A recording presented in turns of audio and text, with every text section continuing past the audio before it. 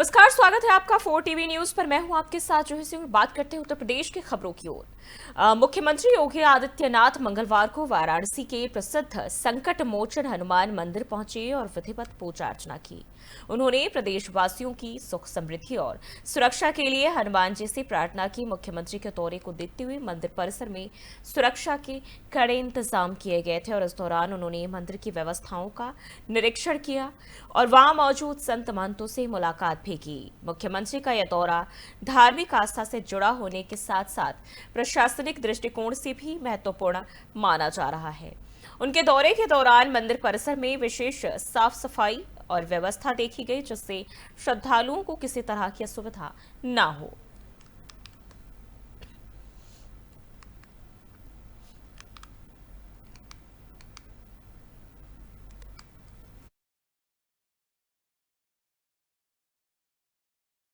आंधी बारिश को लेकर सीएम योगी के सख्त निर्देश। उत्तर प्रदेश के मुख्यमंत्री योगी आदित्यनाथ ने आंधी बारिश को लेकर अधिकारियों को निर्देश दिए हैं। आंधी बारिश और ओलावृष्टि वज्रपात में उत्पन्न हालात को लेकर सतर्कता बरतने के निर्देश दिए हैं। सीएम ने अफसरों को राहत कार्य में तेजी लाने के निर्देश दिए और उन्होंने कहा कि सभी अपने अपने क्षेत्रों का अधिकारी भ्रमण करें, राहत कार्यों की निगरानी करें, तत्काल राशि और इलाज मुहैया कराए, फसल नुकसान का सर्वे भी कराए ऑफिसर्स।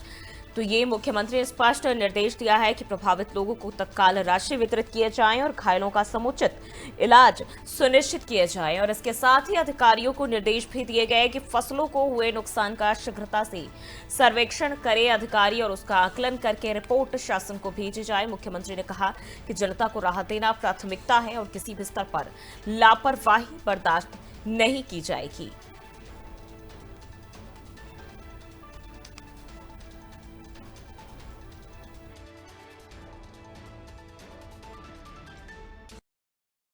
और उत्तर प्रदेश के मेरठ में एक चौंकाने वाली घटना सामने आई है, जहां काशी टोल गोलीकांड के आरोपी अवनीश की कोर्ट परिसर में ही पिटाई कर दी गई। अवनीश कोर्ट में सरेंडर करने पहुंचा था और तभी पीड़ित पक्ष के करीब दर्जन भर लोगों ने वकीलों के घेरे में उस पर हमला बोल दिया। हैरानी की बात यह रही कि पुलिस की मौजूदगी में यही पूरा घटनाक्रम हुआ। मौके पर तैनात सुरक्षा कर्मियों ने किसी तरह स्थिति को संभाला। आरोपी अवनीश को कोर्ट में पेशी के बाद जेल भेज दिया गया है और इस घटना ने कोर्ट परिसर की सुरक्षा व्यवस्था पर सवाल खड़े कर दिए हैं। पुलिस ने हमलावरों की पहचान कर कार्रवाई भी शुरू कर दी है।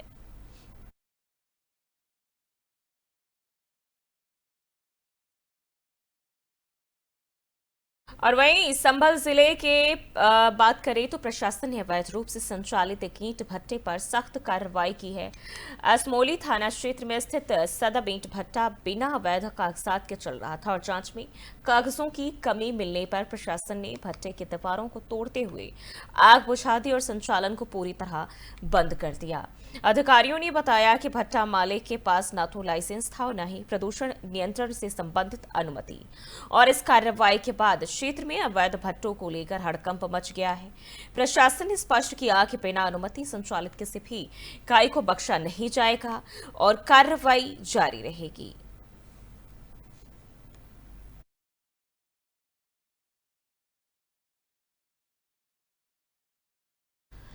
और बिजनौर में अवैध खनन पर लगाम लगाने के लिए जिला प्रशासन ने कमर कस ली है। कलेक्ट्रेट सभागार में हुई बैठक में जिलाधिकारी ने सभी उप जिलाधिकारियों को निर्देश दिए हैं कि अवैध खनन और परिवहन पर सख्त कार्रवाई की जाए। कोटद्वार नगीना और कोटद्वार नजीबाबाद मार्गों पर विशेष निगरानी रखने के आदेश दिए गए हैं। चेकिंग के दौरान यदि कोई वाहन अवैध खनन सामग्री के साथ पकड़ा जाए तो उसका चालान कर विधिक कार्रवाई की जाए और इसके साथ ही फर्जी नंबर प्लेट लगाकर खनन करने वाले वाहनों पर भी विशेष नजर रखने और कड़ी कार्रवाई करने के निर्देश दिए गए हैं। इस बैठक में एडीएम प्रशासन, सभी एसडीएम, तहसीलदार और जिला सूचना अधिकारी भी मौजूद रहे।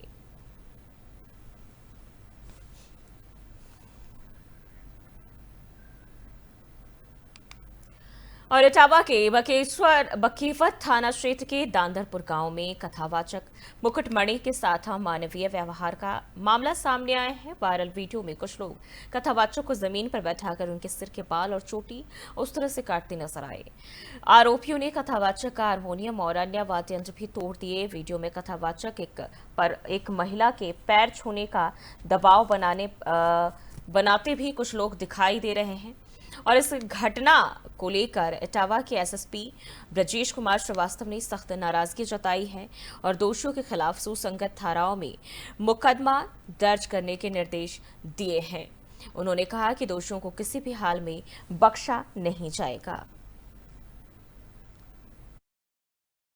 ग्राम दादापुर थाना बकेवर से संबंधित एक वीडियो आज सुबह सोशल मीडिया पर वायरल हुआ, जिसमें भागवत कथा के बाद कुछ ग्रामीणों के द्वारा दो व्यक्तियों के साथ अभद्रता की जा रही थी और उनके इच्छा के विरुद्ध उनके बाल काटे जा रहे थे।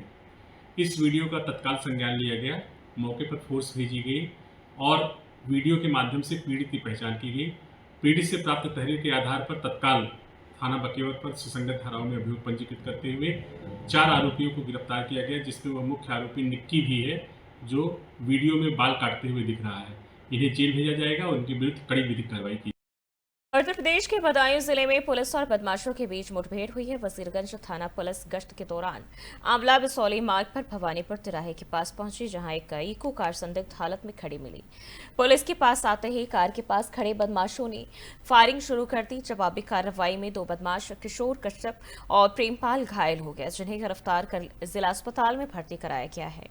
दोनों बदमाश लूट की साजिश रच रहे थे, वहीं उनके 2 साथी मौके से फरार हो गए, जिनकी तलाश में पुलिस की टीमें वो जुटी हुई है। मुठभेड़ के बाद थाना वजीरगंज में मामला दर्ज कर आगे की कानूनी कार्रवाई की जा रही है।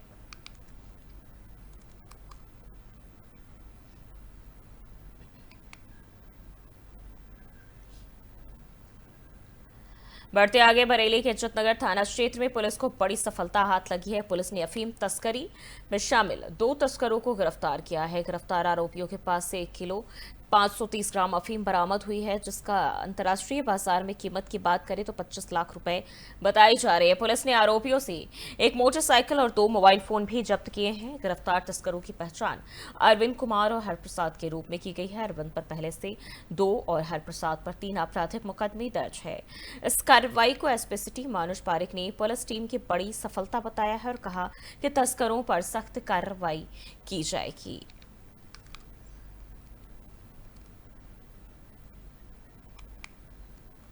श्रीमान वरिष्ठ पुलिस अधीक्षक जनपद बरेली द्वारा लगातार जो मादक पदार्थों की तस्करी कर रहे हैं, स्मगलिंग कर रहे हैं, इनके विरुद्ध अभियान चलाया जा रहा है और इसी के अंतर्गत इसी के क्रम में थाना इज्जतनगर पुलिस के साथ साथ जो हमारी जनपद की एसओजी टीम है, सर्विलांस की टीम है, इनके संयुक्त प्रयास से 2 व्यक्तियों को गिरफ्तार किया गया है, लगभग 1.5 किलो अफीम के साथ में।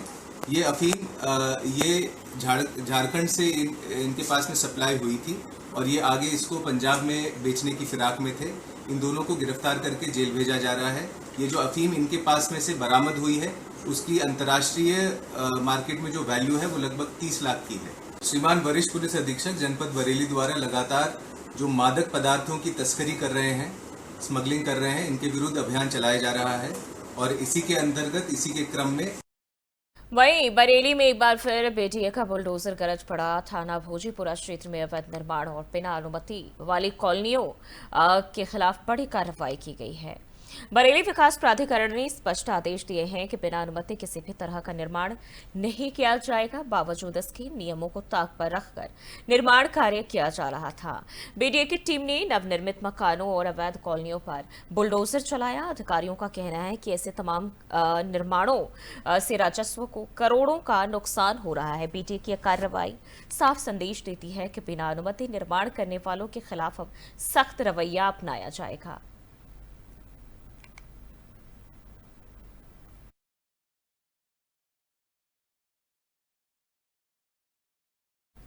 बढ़ते आगे, मैनपुरी से एक चौंकाने वाली घटना सामने आई, जहां डिलीवरी के बाद एक गर्भवती महिला की संदिग्ध हालत में मौत हो गई। मामला शहर के कचहरी रोड स्थित सतीश नर्सिंग होम का बताया जा रहा है।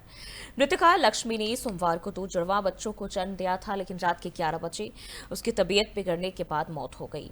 परिजनों का आरोप है कि इलाज में लापरवाही बरती गई और मौत के बाद अस्पताल स्टाफ ने भद्रता करते हुए शव को धक्का मारकर बाहर निकाल दिया और घटना के बाद अस्पताल गेट पर जमकर हंगामा भी हुआ। पुलिस और सीओ सिटी के मौके पर पहुंचे और जांच मामले की शुरू की गई। परिजन अस्पताल प्रशासन के खिलाफ सख्त कार्रवाई की मांग कर रहे हैं।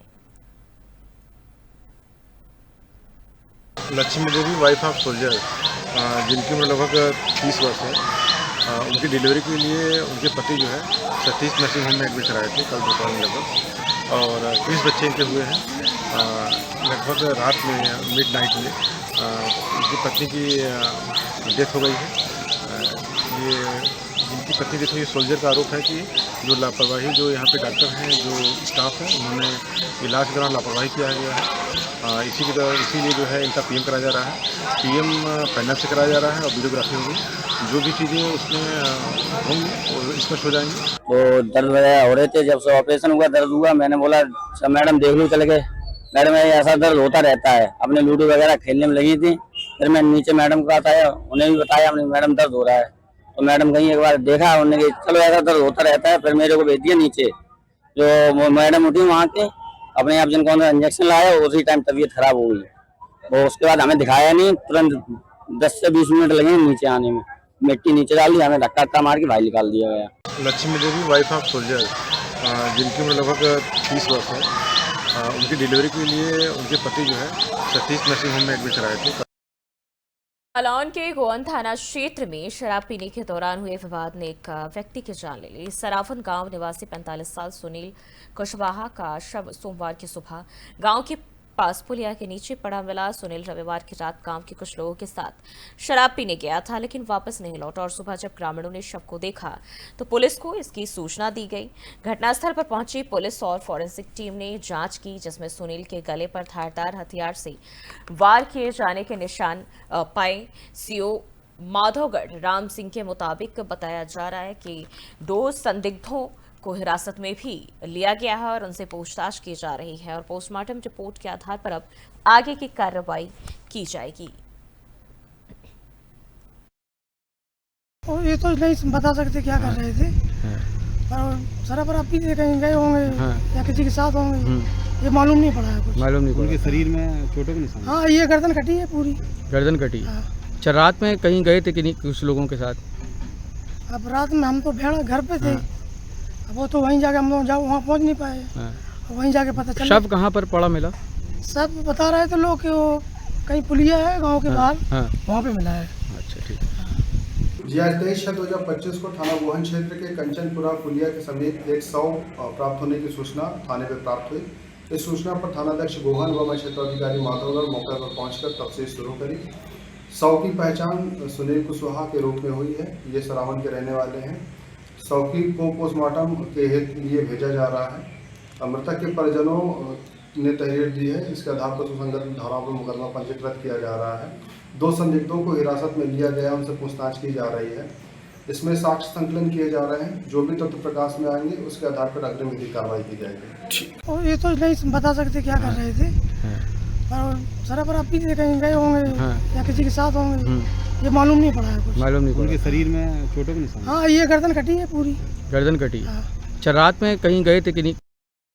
और जालौन से वन विभाग पर बड़ा आरोप सामने आया है। यहाँ कुठौंध थाना क्षेत्र के बस्तेपुर स्थित आरा मशीन में प्रतिबंधित पेड़ों की अवैध कटाई और बिक्री का मामला सामने आया है। ग्रामीणों ने वीडियो बनाकर आरोप लगाया कि बबूल और इक्लिप्टस की परमिशन की आड़ में प्रतिबंधित पेड़ काटे जा रहे हैं। वायरल वीडियो में वन विभाग का ट्रैक्टर लकड़ी भरकर आरा मशीन में जाते हुए नजर आ रहा है। ग्रामीणों के विरोध पर चालक ट्रैक्टर लेकर भाग गया और एक अन्य ट्रक को भी ग्रामीणों ने लकड़ी से भरा हुआ पकड़वा दिया है।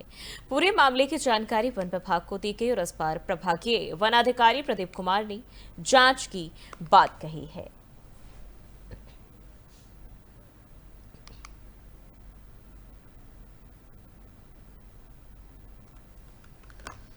ये प्रकरण हमें शनिवार को प्रातः संज्ञान में आया था और इसकी जानकारी हमने तत्काल क्षेत्रीय वनाधिकारी को दी थी। इसके विषय में फिर बाद में जब दोपहर के बाद संज्ञान में आया, उसमें वीडियो वायरल हुआ कि वह ट्रैक्टर जो है जिसे नियामतपुर नर्सरी जाना था, वह किसी आरा मशीन के उस पर खड़ा हुआ था, फिर उससे वहाँ से निकला।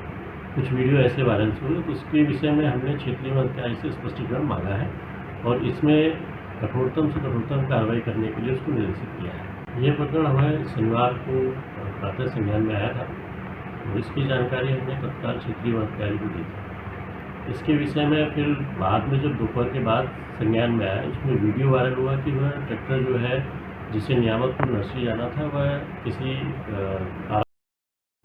उत्तर प्रदेश के हरदोई में तेज रफ्तार का कहर एक बार फिर जानलेवा साबित हुआ। बेनीगंज कोतवाली क्षेत्र के विद्युत पावर हाउस के पास एक अज्ञात वाहन ने बाइक को जोरदार टक्कर मार दी, जिससे बाइक सवार 3 युवकों की मौके पर ही मौत हो गई। मृतकों में 23 वर्षीय बिल्लू, 25 वर्षीय सौरभ और उनका बहनोई 26 वर्षीय अभिषेक शामिल है। तीनों बिना हेलमेट के बाइक पर सवार थे और प्रतापनगर की ओर जा रहे थे। हादसे के बाद वाहन चालक मौके से फरार हो गया। पुलिस ने इस शवों को कब्जे में लेकर पोस्टमार्टम के लिए भेज दिया है। वाहन की तलाश शुरू कर दी गई है। वहीं हादसे से क्षेत्र में शोक का माहौल है।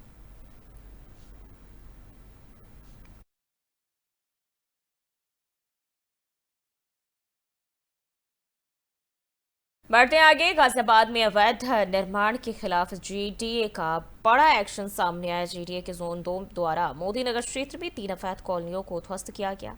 वहीं 2 होटल्स को सील कर दिया गया है। याकूतपुर, मावी और बेगमाबाद में लगभग 19,000 वर्ग मीटर क्षेत्र में की जा रही अवैध प्लॉटिंग और निर्माण पर बुलडोजर चला। कॉलोनाइजरों के द्वारा बनाए जा रहे सड़कों, साइट ऑफिस और बाउंड्री वॉल को भी ढहा दिया गया है। विरोध के बावजूद पुलिस बल की मौजूदगी में कार्रवाई पूरी की गई। जीडीए ने स्पष्ट निर्देश दिए हैं कि अवैध निर्माण को बर्दाश्त नहीं किया जाएगा और आगे भी सख्त कार्रवाई जारी रहेगी। स्थानीय प्रशासन ने लोगों से वैध नक्शा पास करवाने की भी अपील की है।